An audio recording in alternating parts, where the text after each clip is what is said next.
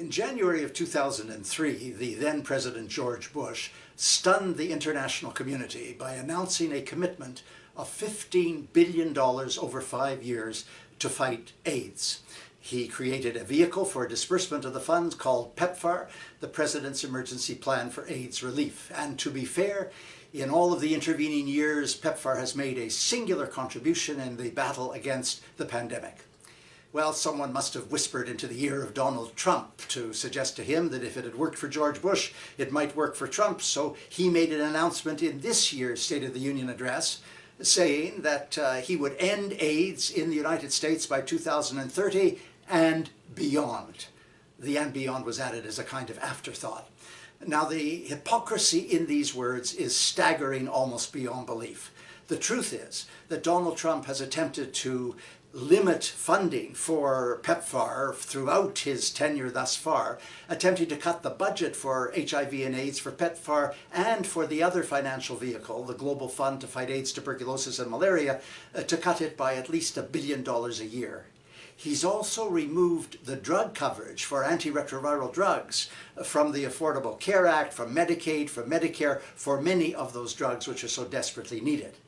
Now, the fact is that in the United States there's such a quotient, such a cadre of experts and scientists who are accomplished that they will do their level best to achieve something by 2030, even if Trump doesn't understand what he has said.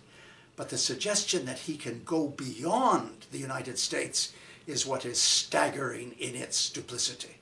The fact of the matter is that these efforts at cutbacks by Trump for more than $1 million prejudice the funding for the international need, and there is a desperate need for additional funds for HIV and AIDS.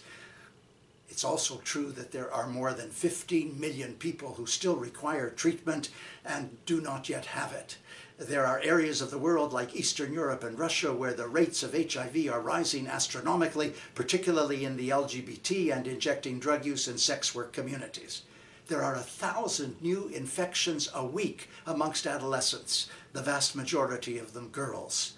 In the case of Africa, there are whole pockets that are inadequately attended to, like West and Central Africa, where there are 800,000 people living with HIV, and in 2017, 52,000 children under the age of 9, I repeat, 52,000 children under the age of 9 died of AIDS-related diseases, which means that fewer than half of the pregnant women were receiving antiretroviral drugs, and there was no serious follow-up of the children whatsoever.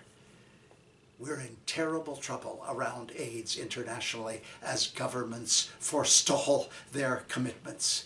And to hear these kinds of promises from Trump simply adds to this aching void of unreality. That was last week. I'm Stephen Lewis.